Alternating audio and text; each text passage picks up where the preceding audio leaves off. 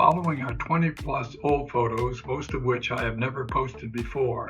They capture some of the old spirit of Sand Island as well as a few from my time on the island. There is no theme to these posts, only a potpourri of island memories. To receive any of these photographs and others in the Apostle Islands and photos, contact bayfieldheritage.org in Bayfield, Wisconsin.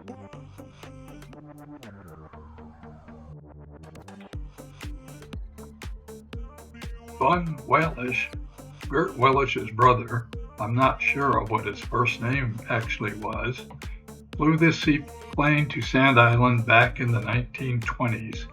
Here it is shown beached on the north side of Moe's Dock.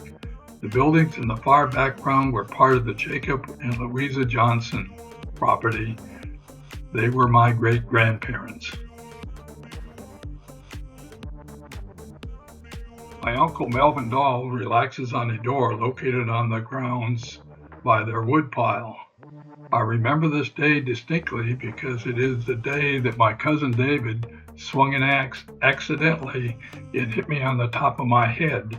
Fortunately, the MB dolls used single-headed axes, where the CO dolls used double-headed axes. Had David used a double-headed axe, I may not be here today.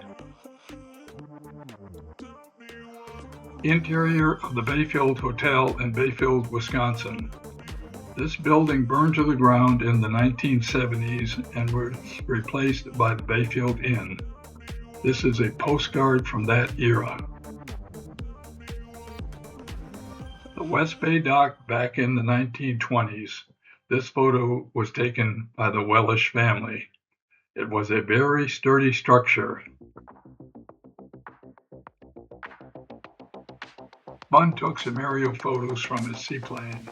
This is of the Sand Island Light way back in the 1920s. You'll note the straight edge on the sandstone to the right of the wing strut. That is where we often landed our boats.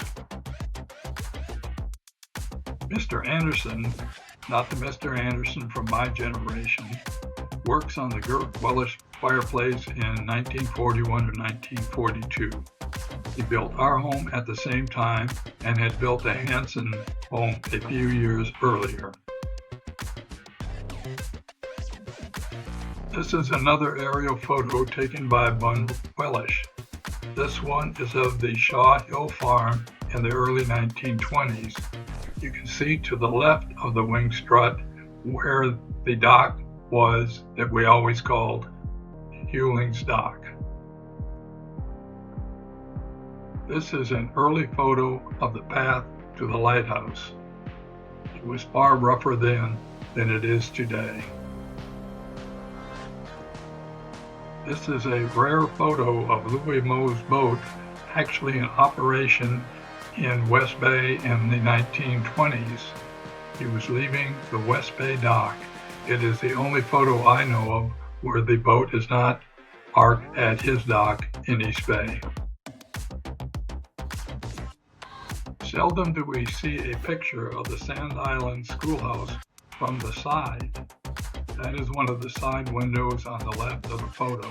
I believe this is from the Noring family collection, which is also at the Bayfield Heritage. I have used this photo before, but it very well demonstrates how we use repurposed materials to cover our dock. It's also worthy of note that the small boat sticking out on the left is the boat that Carl and I built when we were preteens. Duties were shared back then. Here Dad washes clothes while Bob watches from the steps and Mom watches from the porch. Gert Hansen, with her then husband Victor Dahl, no relation, sits on a fish box sporting a rifle. At one time or another, there were 3 Dahl families living in East Bay, none of whom were related. There were the Thor Dahls, T-Dahls on the West Bay Trail, Victor Dahl, and the Harold dolls, my relatives. Bert Wellish is seen on the right with a friend. They sit on the foot of the light tower at Sand Island Light in the 1930s. Elma Hansen wears the Navy uniform of either her husband-to-be or her husband, Carl Dahl. She is standing on the Hansen dock, either in the late 20s or early 30s. She looks like she is ready to report for duty. Aunt Gert, Grandma Agneta, and Uncle Jake Hansen stand by the Hansen barn in the 1930s.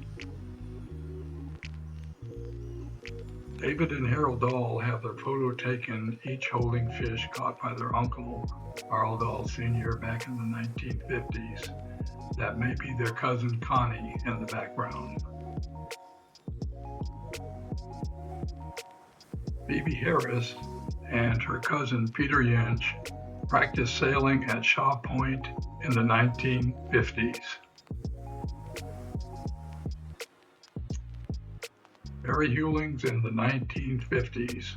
She is standing in the front hatch of the Admiral.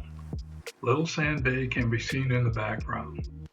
The Herman Johnson and Hokanson properties can be seen to the far right. Herman Johnson Jr.'s dock soon after the barge was sunk to form an L. Hokanson's dock is in the background. Could that be the green skiff before it became the green skiff? Brother Fred Dahl and his cousin Jim Lawfield by the fountain in front of Raspberry Island Lighthouse in 1939. From the earliest times, people living on the Apostle Islands visited one another. Folks from Rocky, Sand, Bear, and Raspberry Islands visited each other frequently. Leaving the island for the last time in the 1980s, it was a very sad farewell.